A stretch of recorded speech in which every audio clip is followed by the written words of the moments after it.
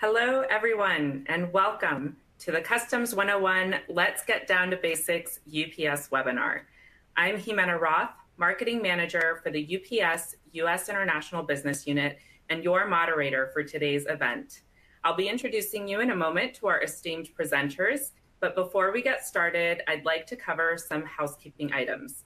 First, this webinar is being recorded, and a link for the recording will be sent to all registrants via email following the event. So we encourage you to share amongst your teams and your colleagues.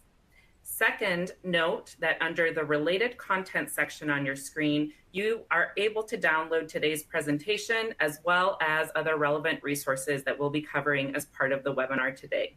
You can download them at any point during the webinar. Finally, we'll take the final portion of today's webinar to address questions from our audience. So as we go, I encourage you all to submit your questions via chat so that we can get to them during the Q&A portion if they were not already addressed during the presentation. So today I am joined by two subject matter experts on cross-border shipments and customs, and it is an honor for me to present them both to you. Tabitha Balza is an International Customer Experience Senior Analyst with UPS based out of Miami, Florida, and she focuses on developing solutions to help simplify complex brokerage and customs processes for our shippers and recipients. Ashley White is a global brokerage training supervisor with UPS based out of Louisville, Kentucky, and she provides trainings for all things customs and brokerage and has focused on U.S. exports for 12 of her 16 years with UPS. I welcome both of them today, and I know that you're going to learn a ton from these knowledgeable leaders. So we have a lot to cover today, but I want to mention that this webinar is actually a direct result of feedback we received from you. Our SMB community voiced their need for basic customs information and a walk through those basic processes. So that's what we're bringing you today. Ashley and Tabitha will cover terms and documents, tariff codes, how to avoid delays, as well as tips by region. And I'm particularly excited about the international shipping demo on ups.com. But before we get to the nuts and bolts, I want to briefly remind our audience why exporting even matters for your business. So let's take a look. If you ever fall into thinking that your business is reaching its full potential by sticking to domestic shipping only, please remind yourself that 95% of global buyers are located outside the United States, representing more than 70% of the world's purchasing power.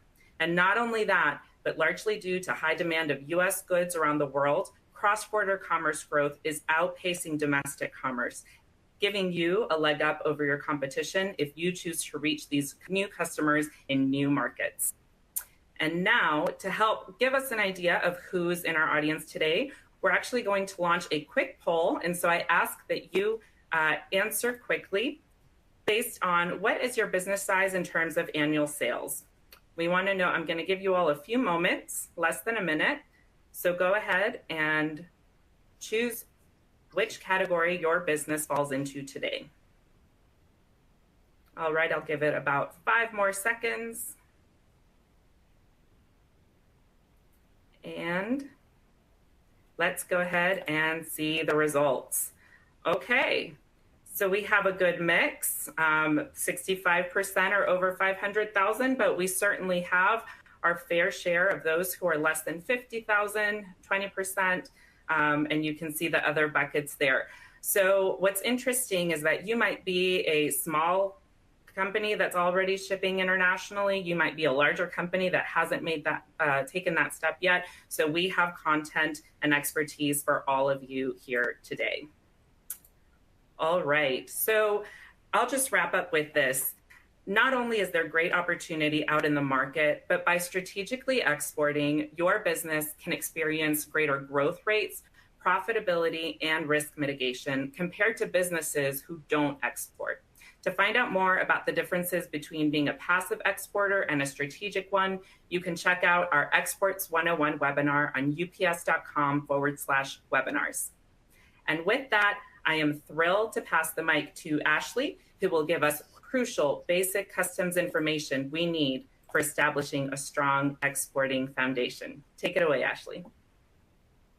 Thanks, Hamina. I am going to get started with the journey of a package.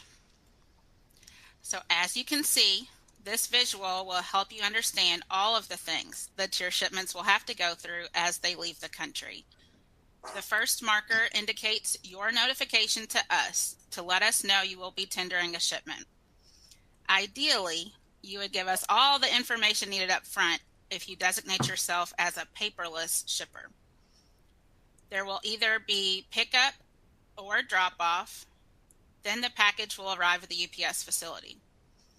From there, the documents are scanned. And remember, if you're signed up as paperless shipper, your package will bypass this step.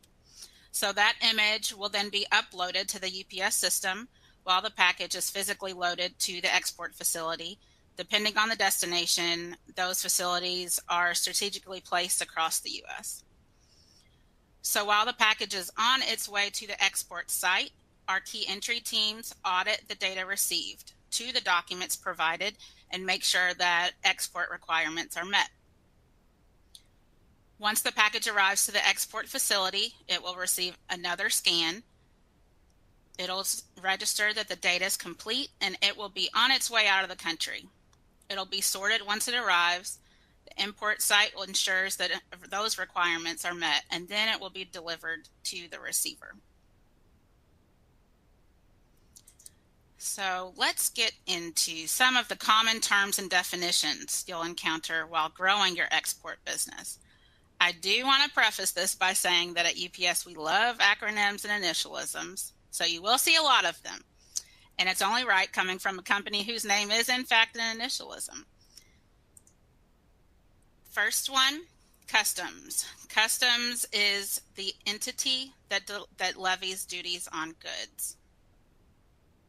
The Harmonized System, or HS code, is the universal standard system used to classify products.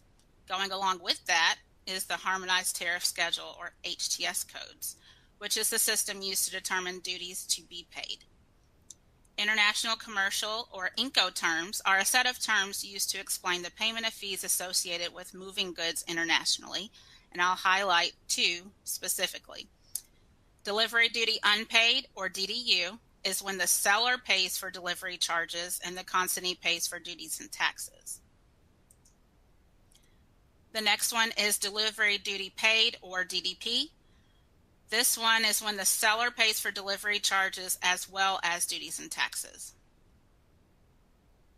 De minimis value is the minimum value threshold per shipment that the country will not assign duties or taxes. Keep in mind this is different for each country. The commercial invoice is a document required for both exporting the country as well as importing the destination country. We'll get to more on that in a minute for sure. AES, Automated Export System, is the system that collects information to submit electronically to customs. Power of Attorney, POA, something that grants a broker the authority to act on your behalf. International Special Commodities, or ISC, is a contractual offering to allow commodities that aren't otherwise accepted. International High Value Waiver, or IHVW, is another contractual offering allowing packages that are over 50,000 US dollars. Denied Party Screening, or DPS, is an internal team of UPSers that screen parties involved in the shipping transaction against a government-regulated listing. Participating government agencies, or PGAs, are agencies that work with CBP to regulate commodities, such as EPA, APHIS, FDA, and ATF. So that does it for the terms. I know that was a lot, but let's keep going.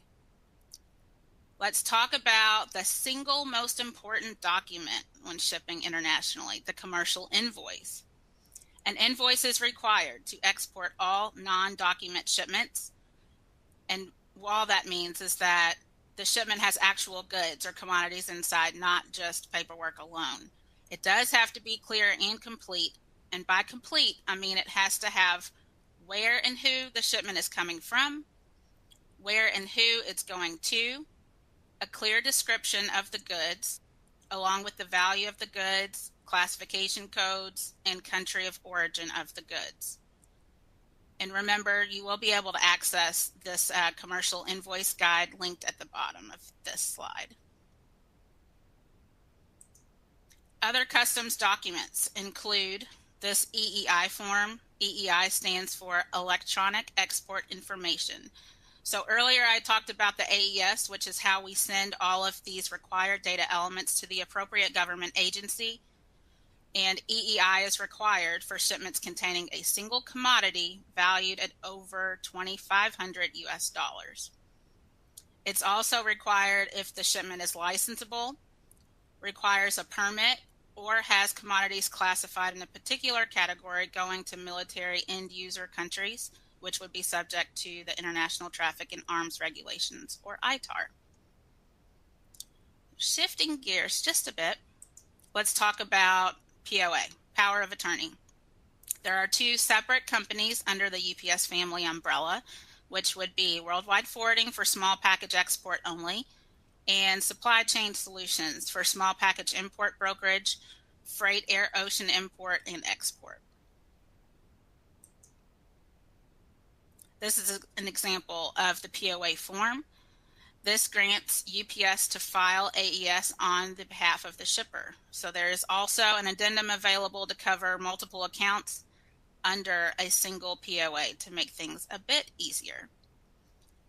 And that is all for me. With that, I will turn it over to you, Tabitha, so we can learn about tariff codes. All right, thank you, Ashley. All right, let's dig deeper on tariff codes. So why do we need them? So imagine we have to ship all these goods to several countries. When we speak different languages, we have cultural differences. So it's important that we have a system, so we can all recognize the goods or the items that we're shipping. So that's why the tariff code exists. Now we have the harmonized system, as Ashley said, is a system for global classification. So all the countries that are under this system, we have over 200 countries and economies, use this to classify the goods. And that refers to the first 6 digits of the tariff that you see on your right. Now, when we talk about harmonized tariff system, or HTS, is when we add the other numbers, the last digits that you see in green on the right, they're very specific to the import country, all right? So when we have now a number between 7 to 10 digits, sometimes 12, depending on the country, is when we refer to the whole HTS code. So what is the number? So how we use that, or customs use it, is on the tariff book. So the numbers have their own meaning. If you see number 10 is the chapter, heading is number 6, then the subheading, and that is what qualifies for the global classification, the HS, and that's going to be the same for all the countries. And then we have the tariff item and class number in the right, and that's going to be specific to the import country. So it's going to vary depending on the import country you're sending your goods to. So to give you an example, we have the US tariff book here, and it's on the same chapter of that number that I just gave you. So it's chapter 10, and you see it's kind of complex. So you have all the types of rice, and depending of what type it is, you have different numbers and classifications. And on your right, you're gonna see the unit of quantity, you're gonna see the actual rate. So different things customs use to rate or assess your product or your shipment. So this example that I give you is the long grain brown rice, and this is for the US tariff. So it's importing to the US. So 10 is referring to cereal, 06 to rice, then the 20 tell us that it's a brown rice, and that's gonna be our HS global, so it's gonna be the same for everybody.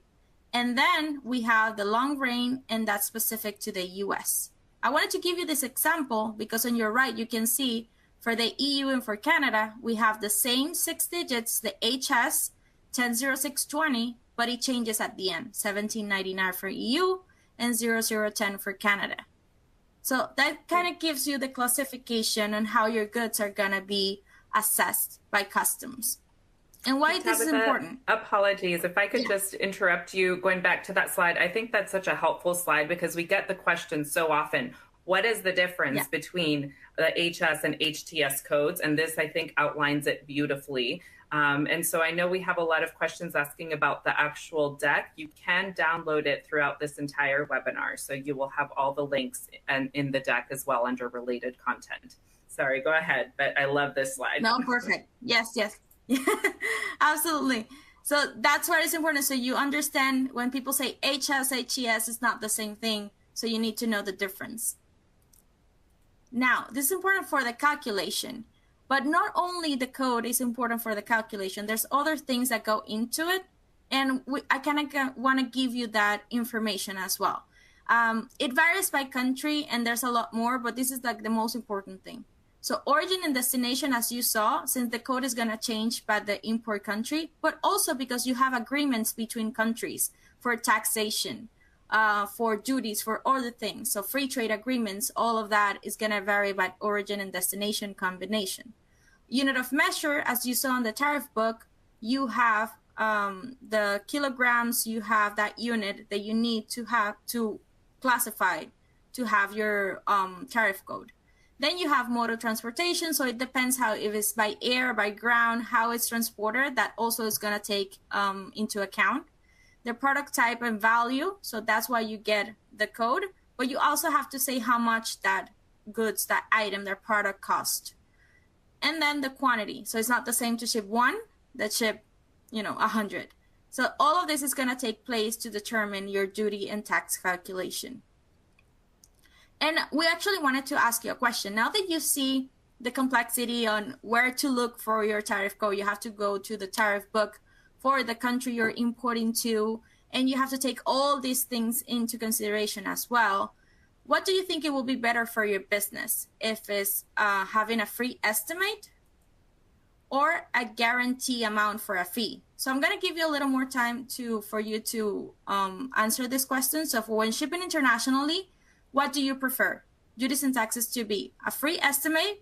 So you just see and maybe it's estimate, and when customs assess at the end, you probably have a difference, or a guarantee fee that you're probably going to have to pay a fee up front. It's not free, but you don't have to worry about the amount anymore of the duties and taxes. It's a guarantee amount and you don't have to worry again.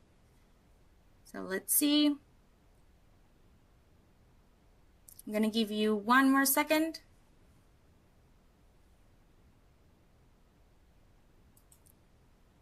All right, so it's hand in hand. It depends on your business, right?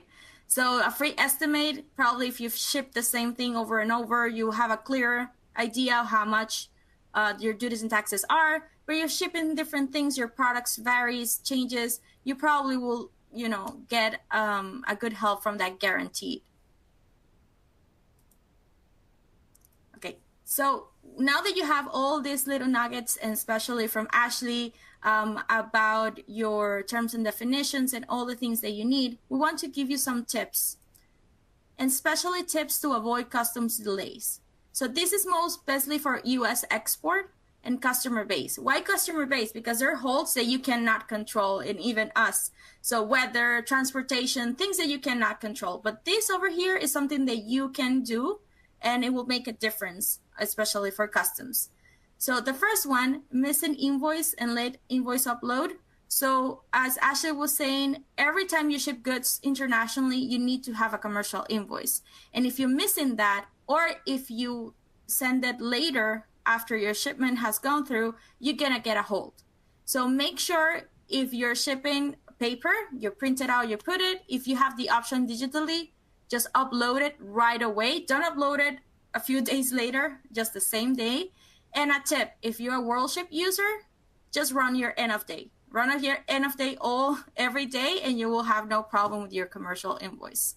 The second most important is the power of attorney. As Ashley was saying, it's not for all shipments, but it's for special commodities or commodities over $2,500 in the US at least.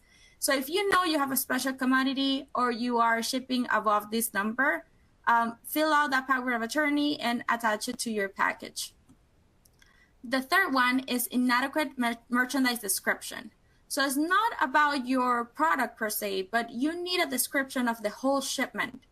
And sometimes we give a very general information. For example, if you're shipping math books, biology books, fantasy books, and then you put just books on the description, that's too general. You're probably going to get a hole.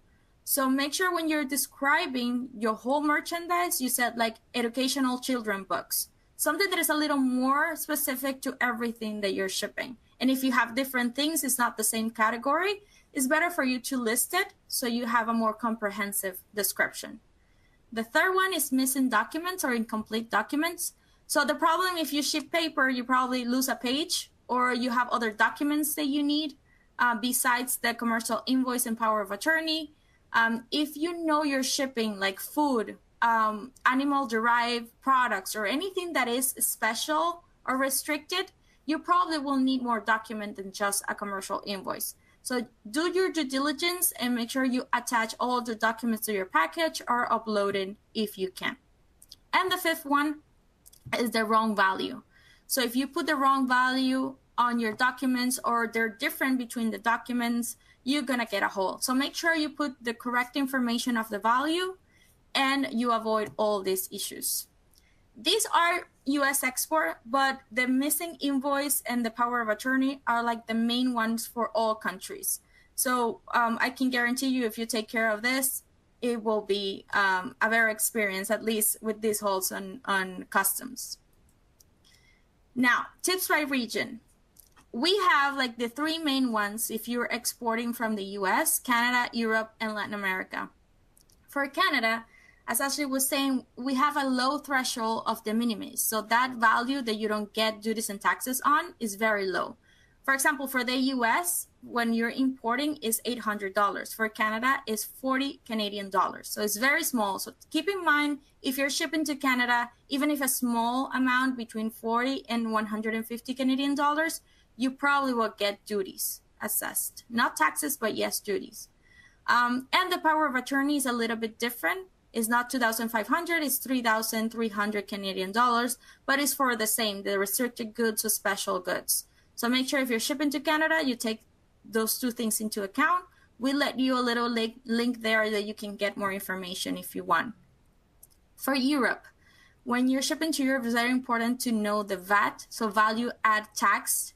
Even if you're shipping a small amount, that changed last year on July. You need to be registered in the Import One Stop Shop IOSS platform. So if you're shipping to EU, make sure you do that registration. You have the links in there that you can go and click, get more information, and the EU's website. And for UK, since it is not part of Europe, the European Union anymore, you need an economic operator registration and identification number to ship into the UK and export from the UK. So if you're gonna do any type of business with the UK, make sure you click that link over there and register for that number. And lastly, for Latin America, they mostly need the tax ID and identification number to clear customs. So if you're gonna ship there, just warn your recipient that they might need to provide that information in order that your package clear customs. So it's better to have it up hand or just to let them know that's probably gonna be an information needed. So we also wanted to kind of ask you a question on this. Now that we're giving you all the support, for you, when you're shipping internationally, it will be better to have supported resources prior the shipping, during the shipping, or both. So when you have guidance, when you need resources, do you prefer to do it before shipping, during shipping, or both? So I'll give you a few seconds to reply.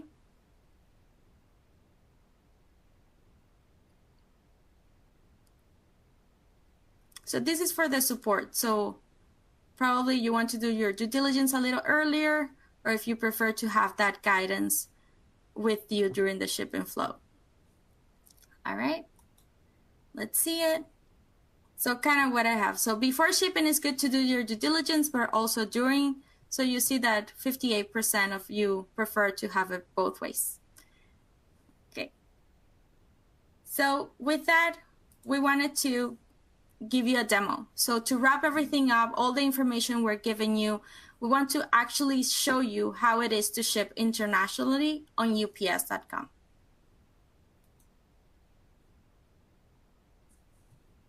Hi, Today we'll be reviewing how to process an international shipment on UPS.com. You'll find there are a lot of similarities to shipping domestically, but also important differences. And we want to guide you so you feel confident in the information and the steps required for an international shipment.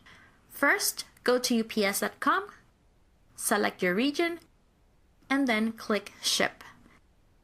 At this point, if you have an account, I recommend you log in to get full benefits, like being able to save products or future shipments, using saved addresses, and more. If not, it's okay. You can still ship as a guest.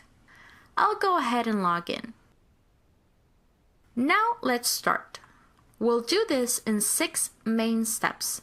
First step, let's enter your information as the shipper, and then where and to who the package is going. In this case, I'm going to ship from the US to Canada. Since it is an existing account, I have all the information saved. If no addresses are saved, you need to enter it. It is very important that the receiver's information is accurate. Customs work mostly with the recipient more than the shipper, so if any issues arise, they will contact them. One tip: when shipping internationally, governments have a denied party list, which contains addresses or entities that we cannot ship to. If we detect one, it doesn't happen often, we will alert you right away and let you know that the package might be held or returned, so you can review the recipient and decide if you want to continue or stop the shipment. After completion, click Continue. Now we're in step 2. Enter your package information and dimensions if you have it, but only weight is mandatory. I will enter 3 pounds for my shipment. Then click Continue. In step 3, you determine how quickly you need your package to arrive. Since I'm in no hurry, I will save some money with UPS Standard. These are published rates. If you have a shipper account with UPS and have discounts, it will show up here. Now click Continue. We are now on step 4. This is the biggest difference between shipping domestically and internationally. We need information about the products you are sending for custom purposes. First, we need to describe the purpose of the shipment. Is it a gift, a sample, or are you selling these items? Choose one from the list. Second, enter a description of the products as a whole. Try not to be vague and be sure to describe the whole shipment. See the help bubble over here. Be aware that lots of shipments are held because this description is too general.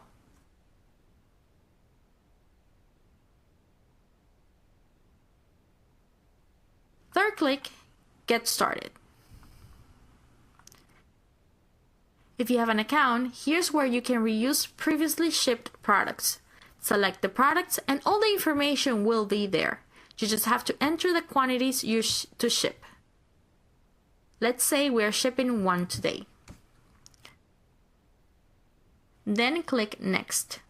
Now, if it's a new product, click Add Additional Product and it will take you to the previous screen where you can enter all the new information. For step 4, let's complete the product information. If you know your product tariff code, please enter it here. A harmonized tariff code is a global standard code assigned to promote for imports and exports. They are also known as HTS codes. These are numbers between 8 to 10 digits. The first numbers refer to the product, and the last digits are specific to the country you're importing to. If you don't have the code, we can predict it based on your product description to give you an estimated cost.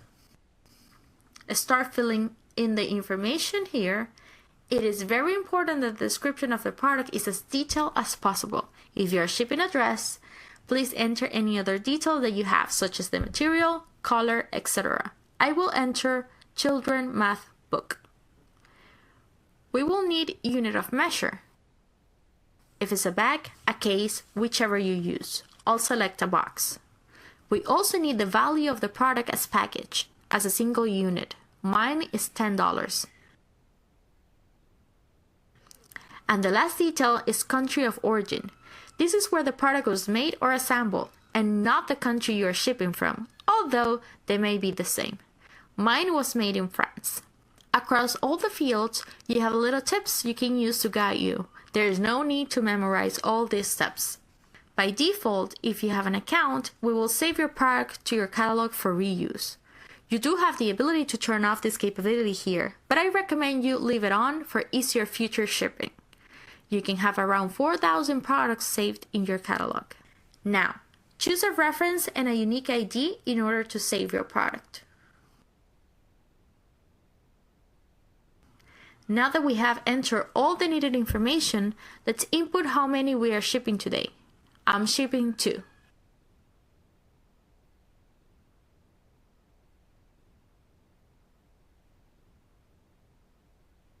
Click Next, and you can review all the entered products and keep adding if you need to. I don't have any additional products to add, so I'll click I'm done.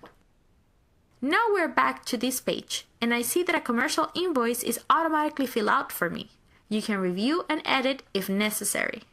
The commercial invoice is very important for customs. Missing or incomplete commercial invoice is one of the top reasons why packages get held in customs. Below the commercial invoice, there are some tips of other forms you might need. For example, the EEI, or Electronic Export Information Form, is for when you are shipping from the U.S. with goods over $2,500 or other items that need a special license. You can see which ones on that link. Also, you can see if your product qualifies for free trade agreement waiver or reduction. In this case, my shipment falls under USMCA, United States, Canada, and Mexico Free Trade Agreement, previously known as NAFTA, North America Free Trade Agreement. We won't get into the other specific forms for this video, but they are great tools to avoid holds and reduce duties and taxes if your shipment qualifies.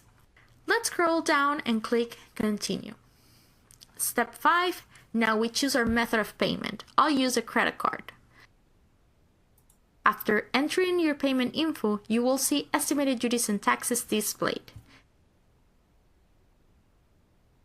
This may vary according to any free trade agreements that apply or how accurate the description you provided was.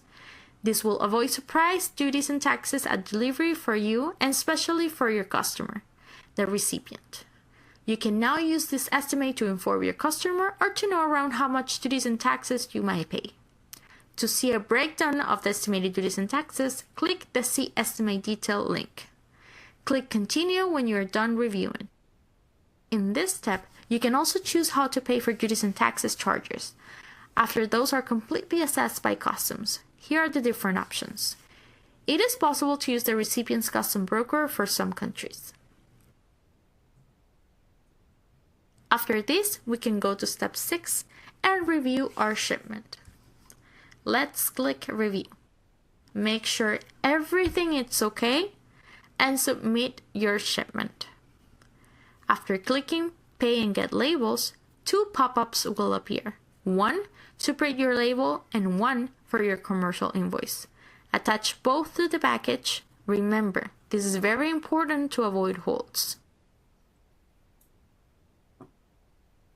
At the bottom of the page, you can also manage your shipments. If you click Manage Global Parts Catalog, you will see all your saved products. You can edit them or enter new products outside the shipping flow. Now congrats, you are done. Now drop your package off with UPS and let the recipient know it is on the way. Wonderful. Thank you so much, Tabitha and Ashley. You unpacked a lot of information, so I want to remind our audience to go ahead and download the deck if you haven't already done so that you can reference the terms, the processes, the links at any time. Okay, now we're going to go ahead and shift our time into our Q&A portion with our audience. So unsurprisingly, we've gotten a ton of questions during this webinar, so I'm going to go ahead and pose the first question to you, Ashley, and it's about power of attorney, POA. Why do I need to file power of attorney? And as a follow-up, does it need to be filed every time I ship? Okay, so the power of attorney isn't something that you file.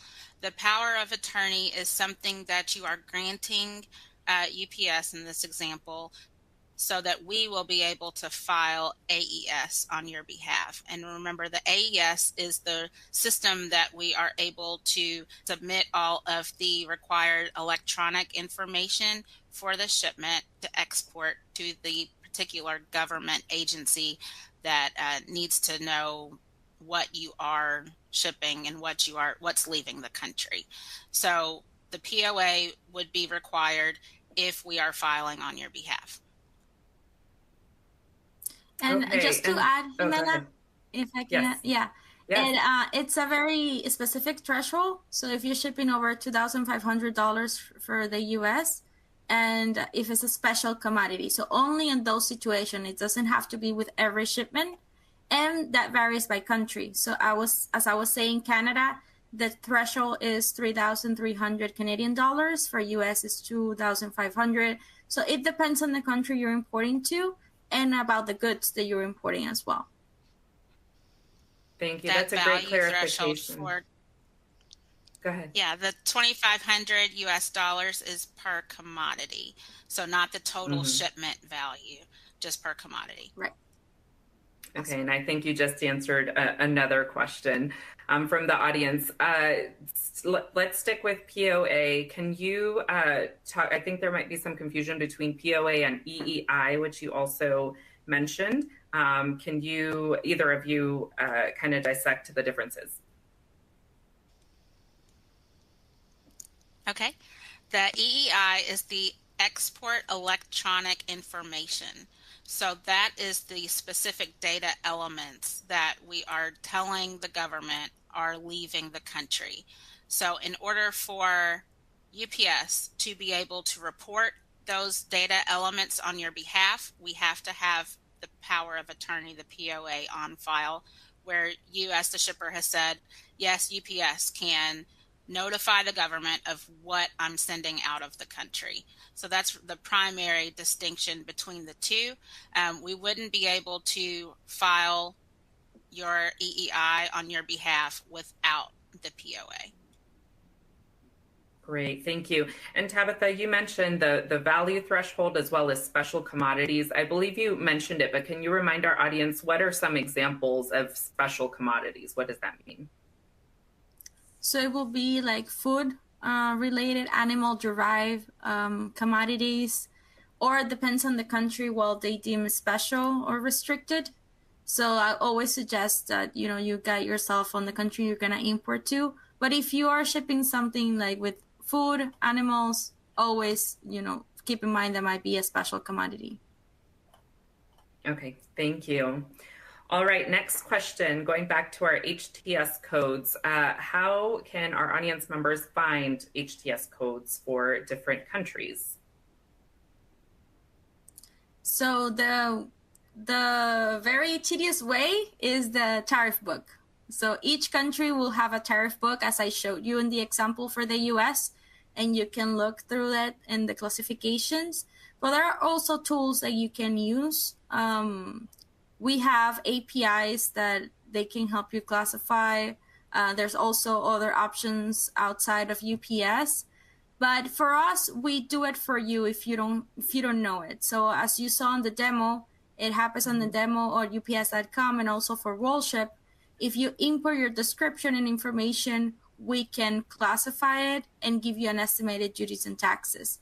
So it's mostly so you can get the idea. But when you ship with UPS or any broker agency, they're going to do the classification for you. Even if you input an HTS code, and by the experience that the brokers has, if they see that's not longer accurate, or that you miss some little classification, as you saw, it's so many types that you can maybe get the first 8 perfect and the last 2 are not. So the broker with the experience will actually rate it for you and then submit it to customs.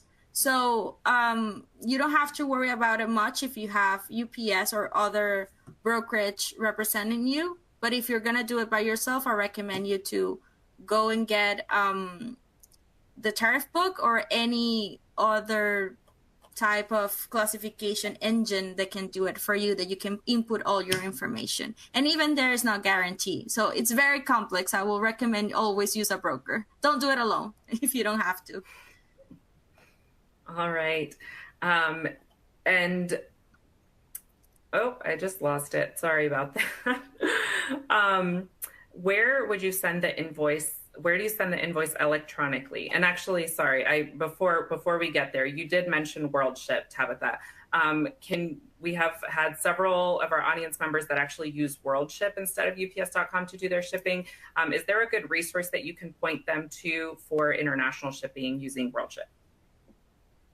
Yeah, so there's actually a message center for WorldShip. They have different tutorials or resources. You will have to browse to get the international part, but the information is kind of the same. The looks of it is different, but you will have to be required the same information: the shipper, the recipient, the product information, the description. So kind of it will be the same information, just a different field. But definitely we can provide a link to that resource center on ups.com. Okay, wonderful. And yes, for those questions that require additional follow-up, or those that we can't get to, we will probably be we will put together a one-pager to send out after the fact so that we can get your questions answered.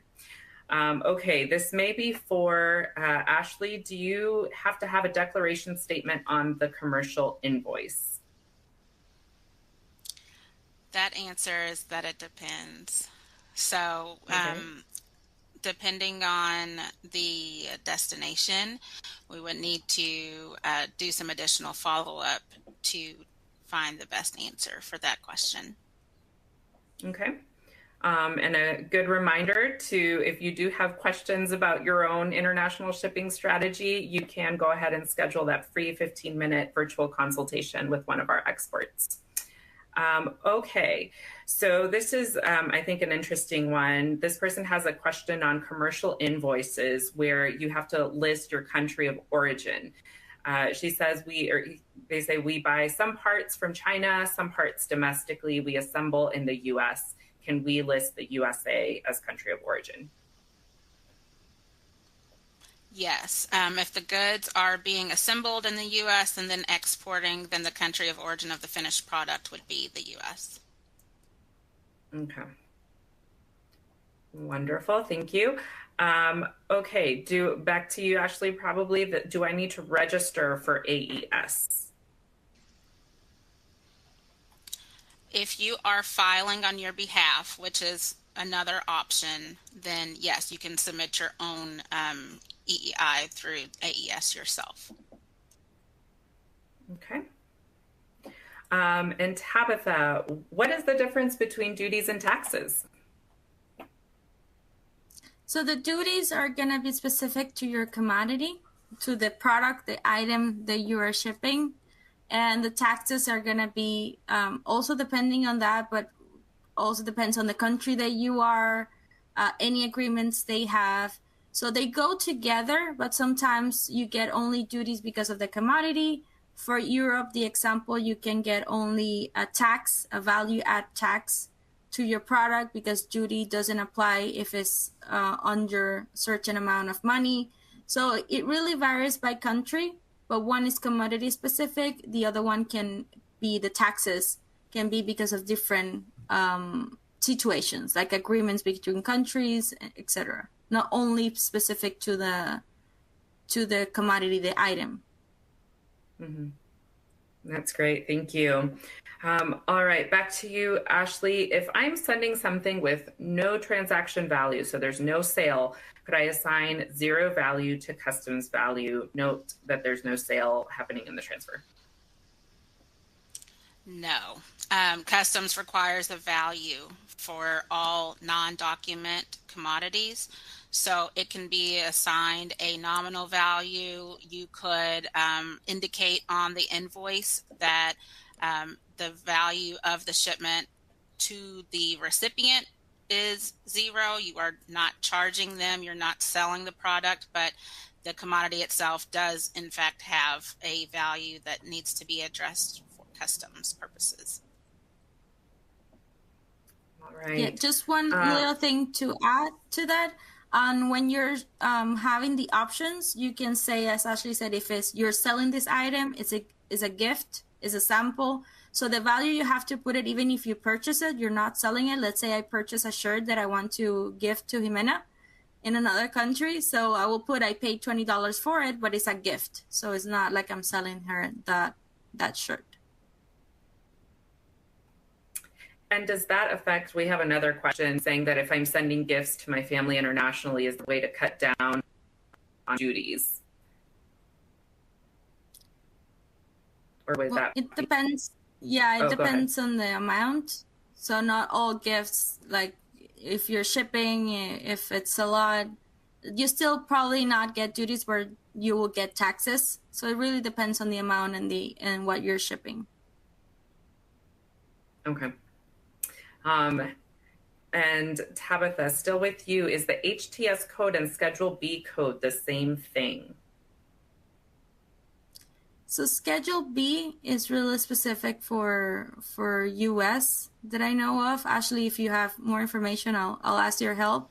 But the HS is general, so Schedule B and the chapters are gonna be different by country.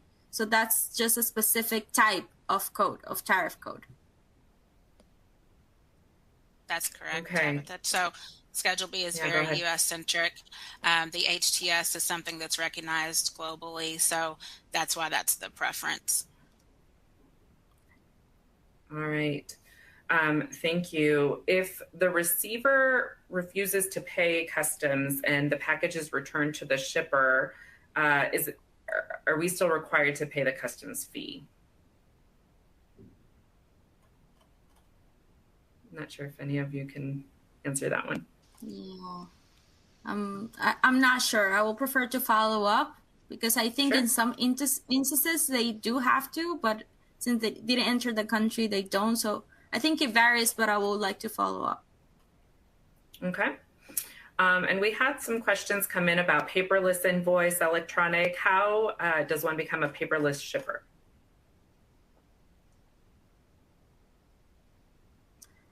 So right now, yeah, you have to do an enrollment process. You have to go to ups.com, enroll, provide some information, and then you can upload your commercial invoice paperless. But the good news is that we're working that you don't have to do this enrollment process.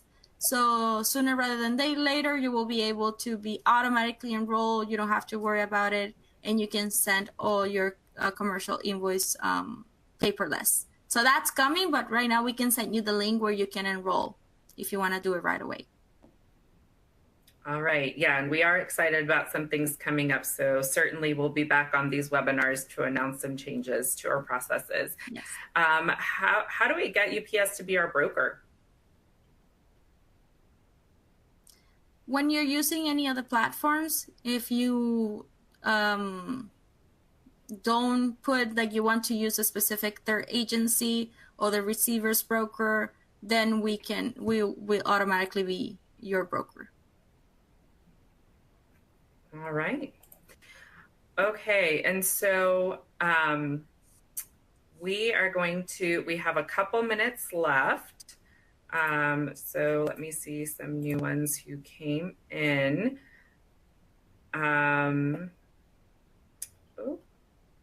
Okay, it looks like we're answering a lot of the questions. So I actually have a question for both of you. You shared a lot of information. What is the number one piece of advice that you would give our audience, knowing that they're either just starting on their exports journey or thinking about starting? I'll start with you, Tabitha, and then go to Ashley before we wrap up. All right. So I will give you two. The first one is that don't do it alone. It's very complex. So either you have a team. If you're a larger company, you can have a team, a compliance team that help you with your products. If not, I will rely to a broker, either UPS or anything you feel comfortable with. But be sure you don't do it alone because there's a lot of nuances. And even if you do it right now, regulations change all the time. So probably what you thought it was like in 1 month can be another thing. So first advice, don't do it alone. And second, always attach your documents.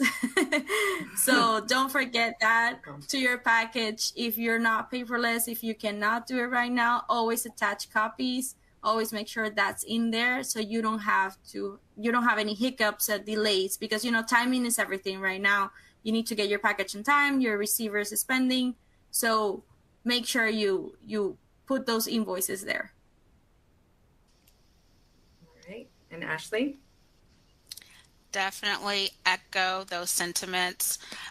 Invoices, making sure that all of the information is there. If you are not a paperless customer, making sure that you have all of the details needed, that your descriptions are very specific, making sure that there are additional copies of the invoice on the outside of the package, because if that's not already uploaded to us, we'll need to make sure that we have access to that information to cut down on any potential holds for your shipment.